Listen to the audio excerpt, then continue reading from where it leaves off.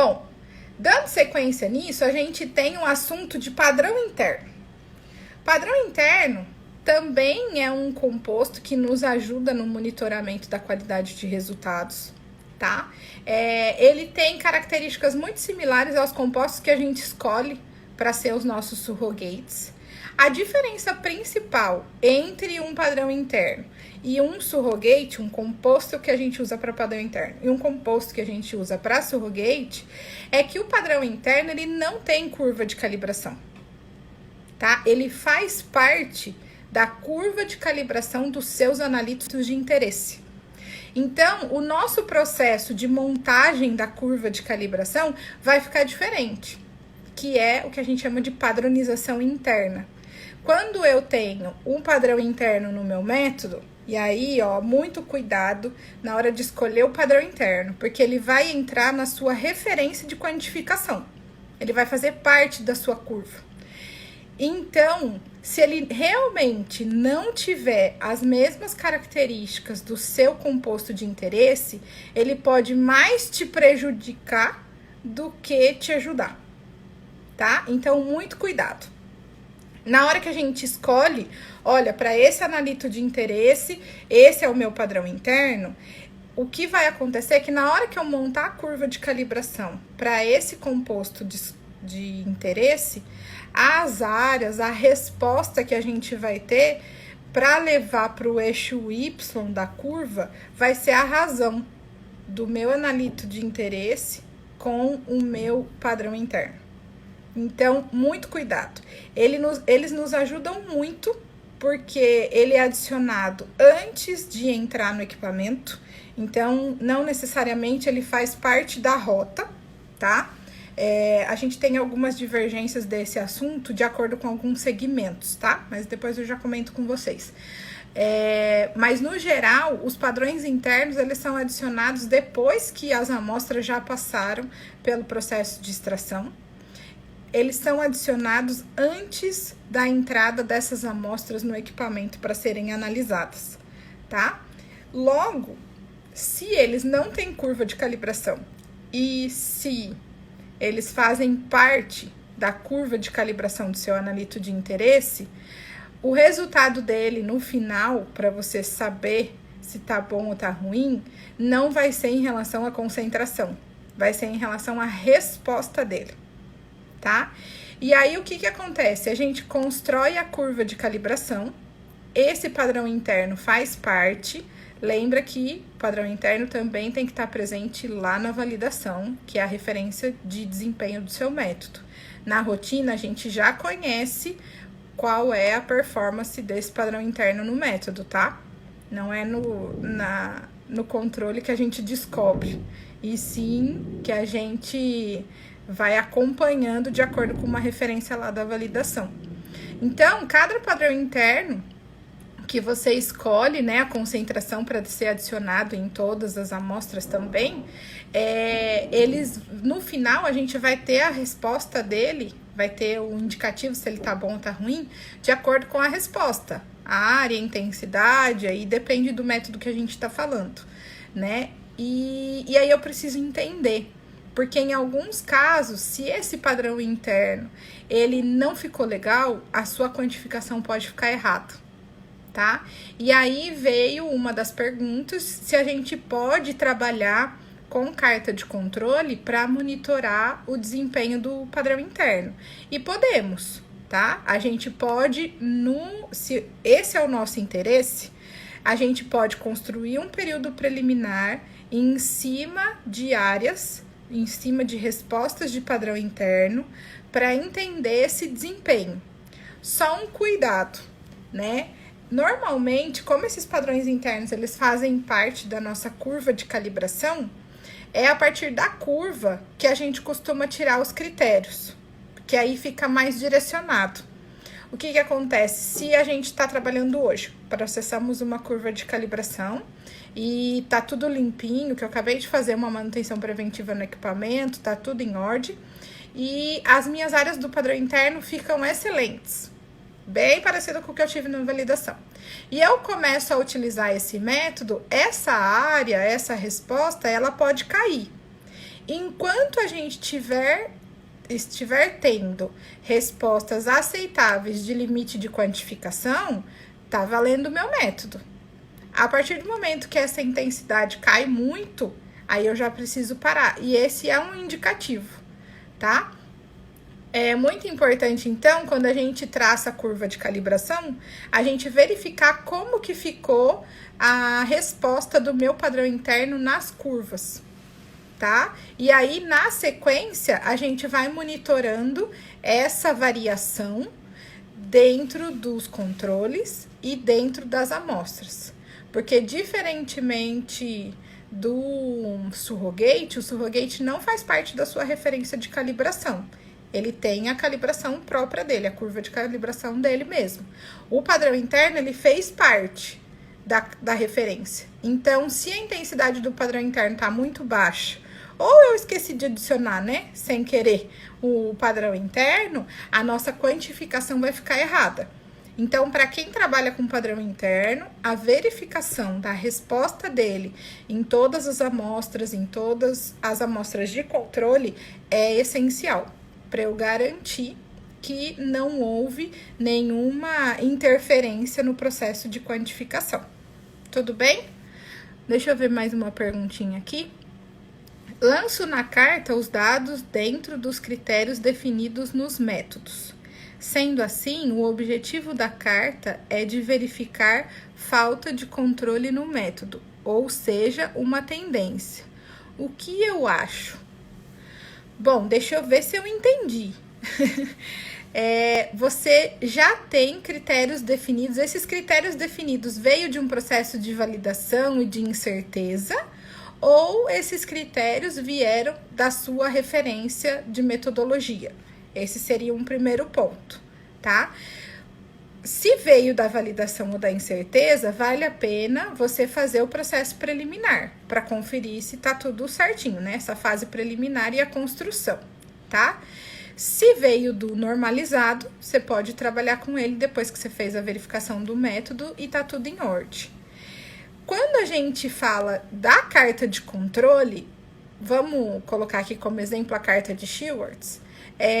Essa carta, o objetivo é a gente acompanhar a precisão desse método, verificar situações fora que a gente precisa tomar ação imediata, e muitas vezes a gente faz isso automático, tá? Processa, o controle deu fora, você vai lá e já prepara outro. E aí pode ser que ele volte para dentro. O que acontece muitas vezes é que isso não é registrado na carta, né? E aí a gente perde um pouquinho o histórico do que aconteceu. Que o pessoal fala que não gosta muito, né, de lançar pontos fora. E aí substitui. Eu não preciso fazer isso. Naquele dia, eu passei o controle, coloquei o resultado e tava fora. Eu paro, corrijo, vou injetar um novo controle, vou plotar. Se tiver dentro, eu sigo vida. E aí, é importante que a gente tenha ali disponível uma aba, um local, um campo, que a gente coloque a observação, que é o que foi que você fez.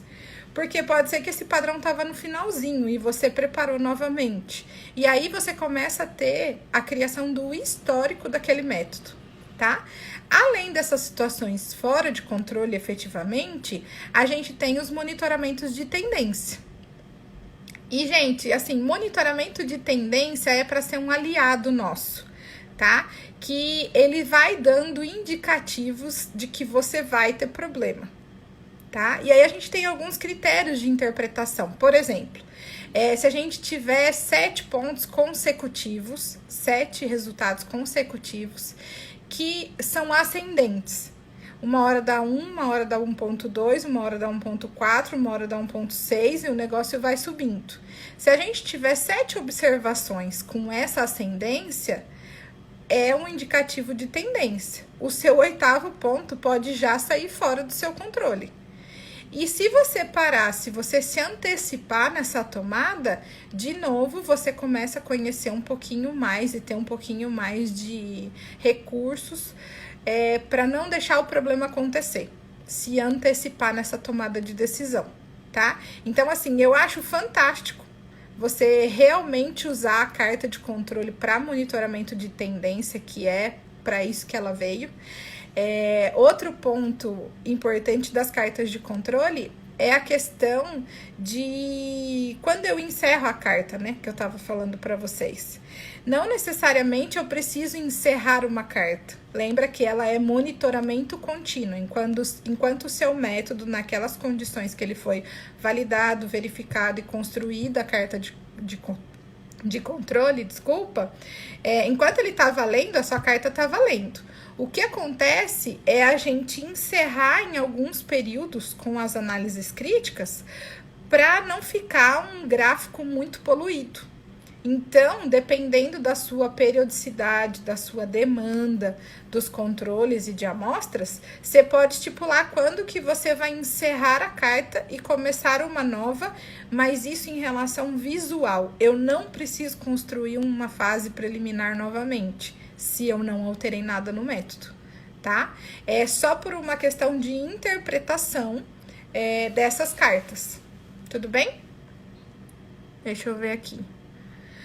Tati, se eu não rodo meu método sempre e uso carta de controle, posso avaliar o erro sistemático?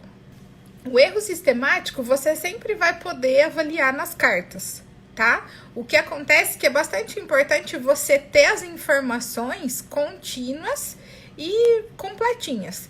Então, por exemplo, para você avaliar erro sistemático, você tem que ter a informação da data, mesmo que você não use esse método todos os dias. A informação da data que você está passando o controle, a informação de quem fez aquele controle, quanto deu, porque aí você constrói o racional. E aí não tem problema se você usar esse método uma vez por semana, por exemplo, tá? Não tem problema algum, pode continuar usando a carta de controle e ela vai te dar esse indicativo de erro sistemático sim, tá? Beleza?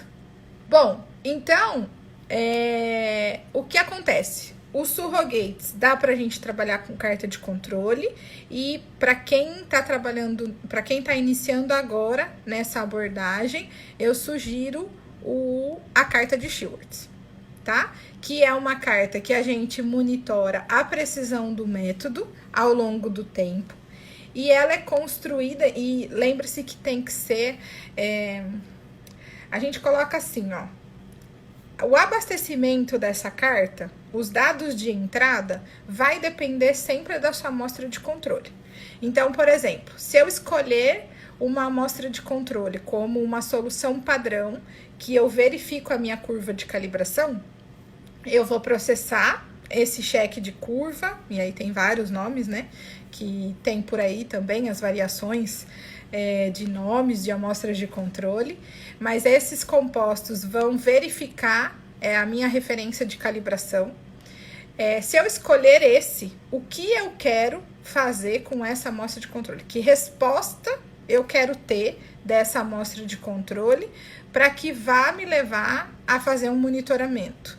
Então, olha, o cheque de curva, por exemplo, geralmente ele é feito numa concentração fixa. Você define, de acordo com a sua faixa de trabalho, o seu cheque de curva.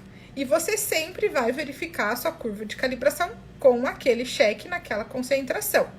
Logo, a carta de controle que vai ser desenhada, vai ser construída para essa amostra de controle, que é o cheque de curva, tem que estar relacionado a isso. Então, se eu vou processar o cheque de curva, ele vai me dar o valor de concentração e eu tenho um valor de concentração esperado, eu vou levar essa informação lá para minha carta de controle.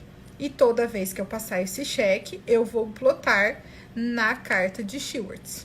Tudo bem? E toda carta de controle tem a sua interpretação, tá? Deixa eu ver aqui. Tati, minha dúvida é com relação a métodos com preparo de amostras demorado, por exemplo. O que seria para você um preparo de amostra demorado, por exemplo? Conte-me mais aqui. Preparo tudo durante o dia e deixo rodando durante a noite. Caso haja reprovação na amostra de controle, posso simplesmente rodar um novo padrão ou devo reprocessar a batelada de amostra? Excelente essa pergunta. Agora entendi. Isso é muito comum, tá? Pra gente ganhar tempo, a gente costuma fazer isso sim. Não é só você não, tá?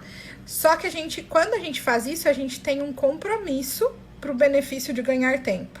Eu vou colocar o meu batch junto com amostras desconhecidas, tem o meu controle, os meus controles, depende. Eu vou processar tudo no dia seguinte. Se esse meu controle deu problema, eu sempre começo processando dos controles para as minhas amostras desconhecidas. Se o meu controle já deu problema, eu já preciso parar e entender. Se foi um problema pontual, e aí você pode ir lá preparar um controle novo e colocar ali no final para ver se está tudo bem, ok. Mas pode ser que esse problema não seja pontual. E aí que vem o compromisso. Se não é um problema pontual, eu condenei a minha batelada de amostras, tá? Então, depende um pouco. A gente tem que avaliar com bastante cuidado essa tomada de decisão, tá? Que aí a carta te ajuda nesse sentido. Se isso já aconteceu outras vezes, porque às vezes é um problema pontual, como por exemplo, eu esqueci de colocar padrão interno no meu controle e o processamento ficou errado. Aí eu preparo um novo, coloco o padrão interno, coloco para correr novamente. E se eu identifiquei que é um problema pontual, as minhas amostras que não sofreram esse problema, tá liberado. Se não é um problema pontual, aí a minha batelada está comprometida, sob suspeita. Tem que preparar de novo. Tudo bem, Júlio? Dureza isso, né? É triste quando isso acontece, sei bem. Mas faz parte do jogo. Tá? É os compromissos que a gente assume. Bom, só pra gente ir fechando aqui, deu pra entender um pouquinho a diferença de padrão interno, de surrogate. E nesse momento, o nosso racional vai ser para a carta de controle, que a gente vai falar mais sobre isso. O nosso racional tem um método analítico, esse método analítico pede alguns controles. Nós vamos ver na próxima live da semana que vem quais são os controles possíveis para a gente trabalhar de acordo com o tipo. Vou trazer alguns exemplos, porque esse universo é gigante.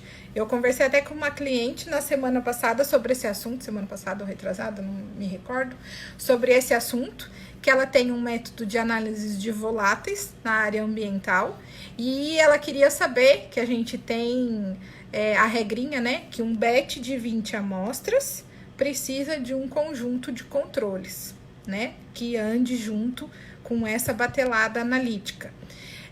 E aí, lá, eles praticam 6 amostras de controle. Branco, LCS, duplicata, branco fortificado, amostra fortificada, em duplicata. Sei que são 6 controles. E aí, a cada 20 amostras, são 6 controles. E aí, o que acontece? Eu preciso de todos esses a cada 20 amostras?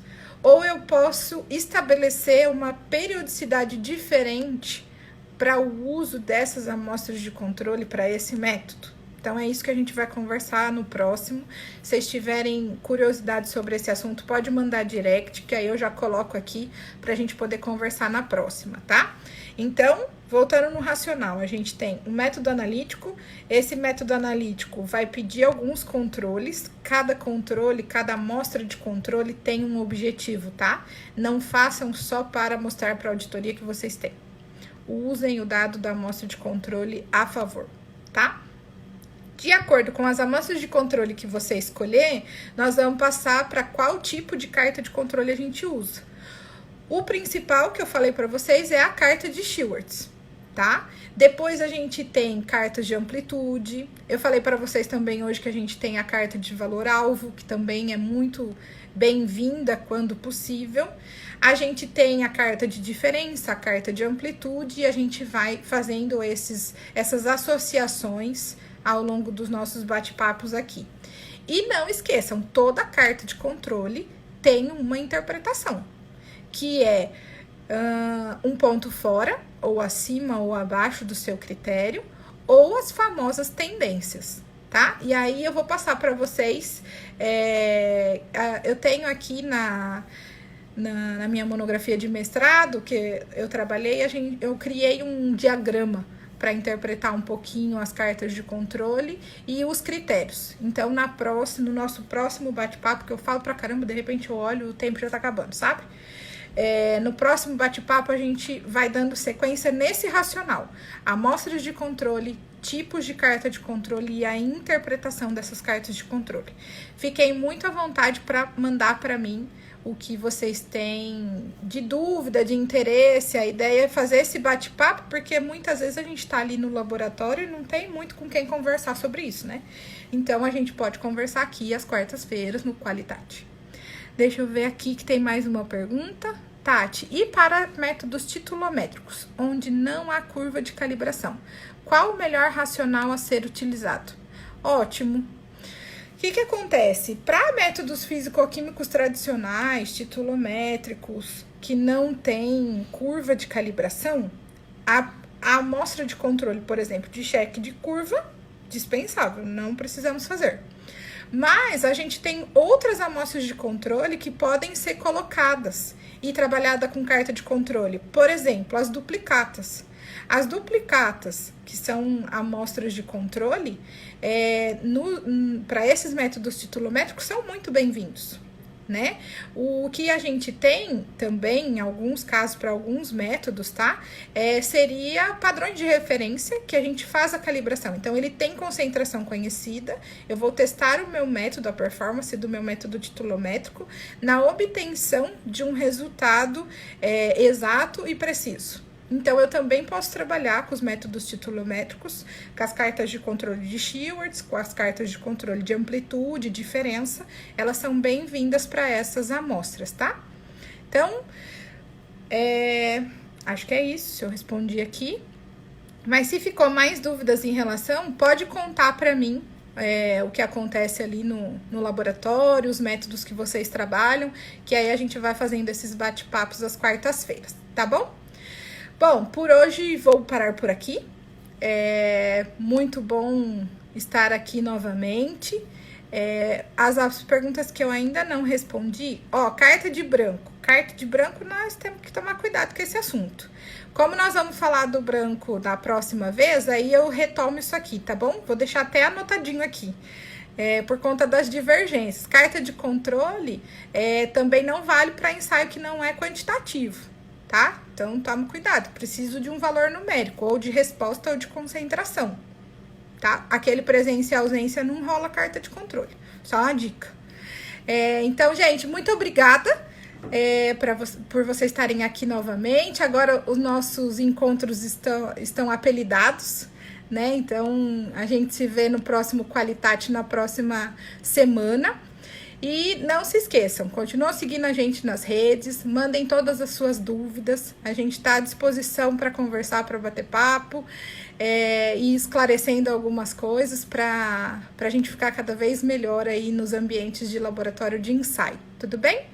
Logo mais também chega o TZF Play, a nossa plataforma, que vocês vão ter disponível muito conteúdo gratuito, inclusive as lives. Tá? Todas as lives vão ficar salvas lá para vocês assistirem quando quiserem, tá bom? Mandem sugestão, mandem dúvidas e a gente vai se vendo semanalmente, tá bom? Boa noite, até a próxima. Tchau!